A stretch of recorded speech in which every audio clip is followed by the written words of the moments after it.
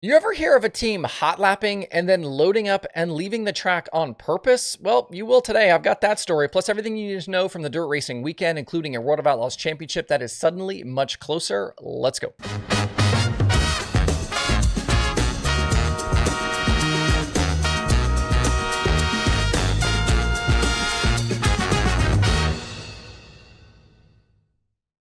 It's Sunday, September 15th. I'm Justin Fiedler. This is DIRTRACKR Daily presented by Kubota Genuine Parts.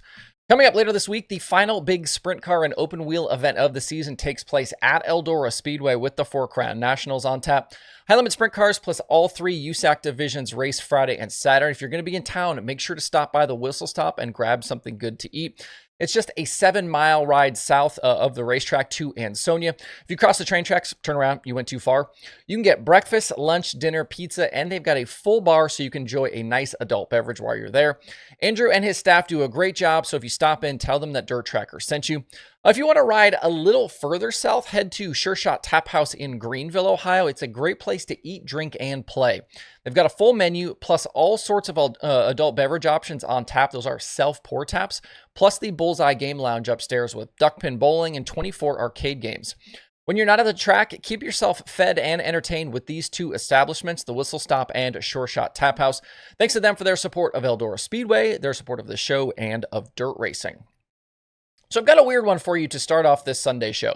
At Fonda the last few days, the Short Track Super Series was on hand for the Fonda 200. It's a modified race, pays $53,000 to win. We previewed it last week on the show. That's a nice payday. Matt Shepard went on to the victory last night over Jack Lehner and Mark Johnson. That show also featured most of the other big modified names that included Stuart Friesen, Anthony Perego, Mike Mahaney, Alex Yankowski, and even Max McLaughlin made an appearance with the World of Outlaws late models rained out.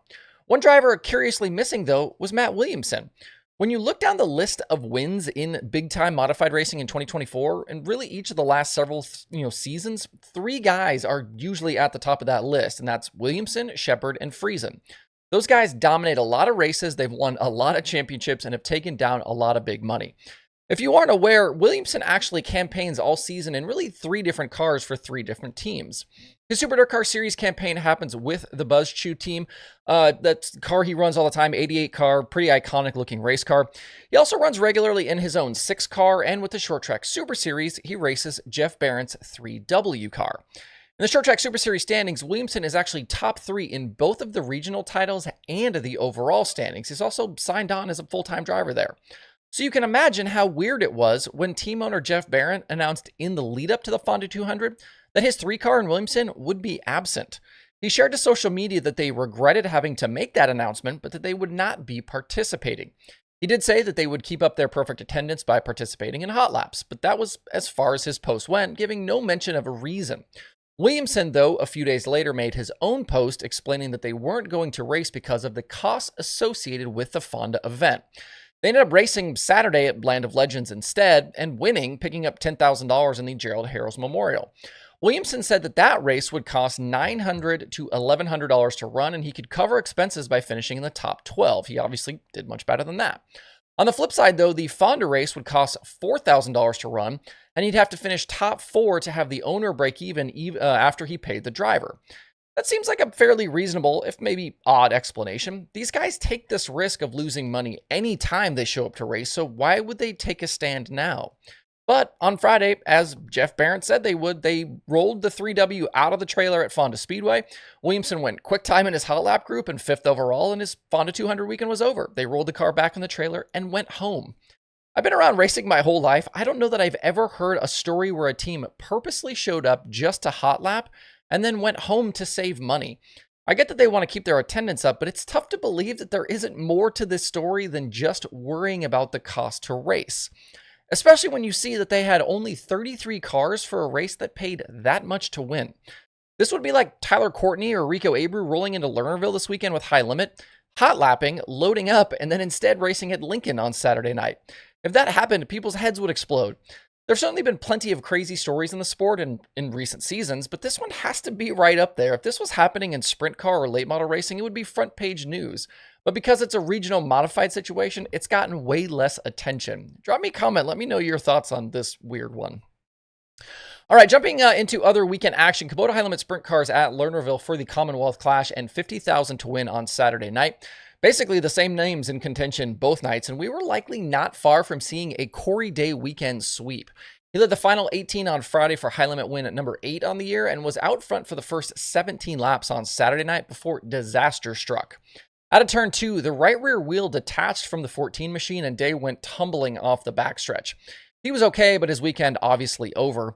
It was tough to tell exactly what broke, but Day said it was the rear end itself. Tyler Courtney assumed the lead from there, and he held off Cy Lynch down the stretch to earn a much-needed victory. Entering the weekend, Sunshine had finished 17th or worse in 8 of his last 11 high-limit starts since winning at Hanford in mid-August. He'd also lost that second-place position in the standings. A Friday podium and a big payday Saturday were a big turnaround, and that 7BC team now back to second in the high-limit standings after Rico Abreu struggled both nights, finishing 15th and 23rd. Your 5 charter teams right now are the 49, the 7BC, the 24, the 83, and the 19.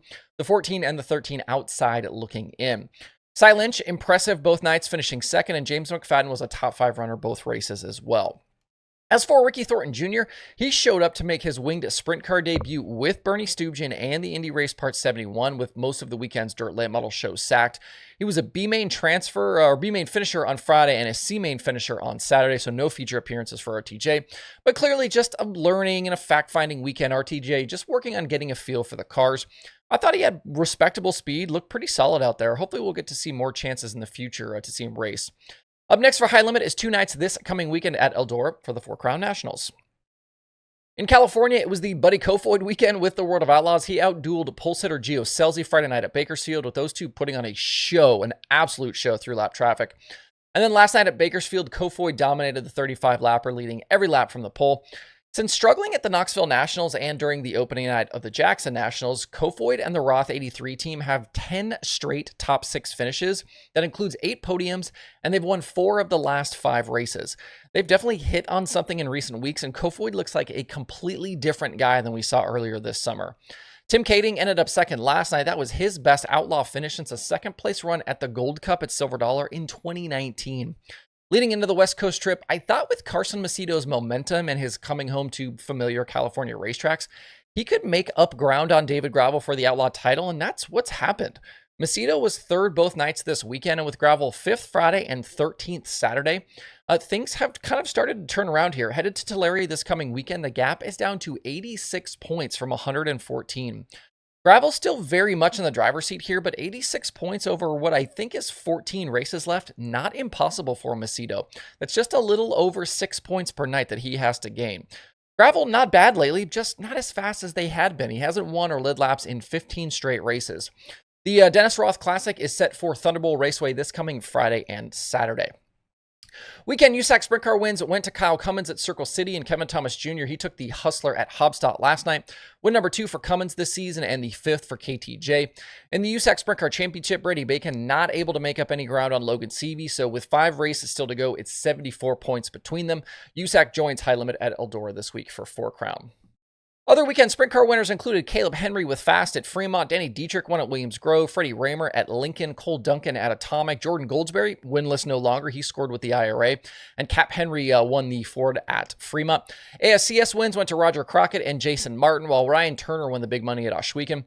At the Hockett McMillan Memorial, Ayrton Jenitin and Jake Buback won the winged sprint car prelims, while Buback took down the big money on Saturday night. Ricky Lewis and Chase Howard won the War prelims, with Xavier Doney winning that Saturday finale. Hat tip as well to Van Gurley on the Butler Track Championship. Weekend late model winners included Tyler Erb and Garrett Alberson with the MLRA. Alberson actually won 2 races. Dave Hess Jr. was a ULMS winner at Outlaw. Brian Shirley took the Mars victory at Brownstown, and Devin Moran won the $15,000 show with the XR Super Series at Muskingum County. That's it for the show today. Don't forget, if you want to see race results and stats, all sorts of racing data, hit up the analytics section at DIRTRACKR.com. You can dig through a lot of information there for free. No account, no sign up needed.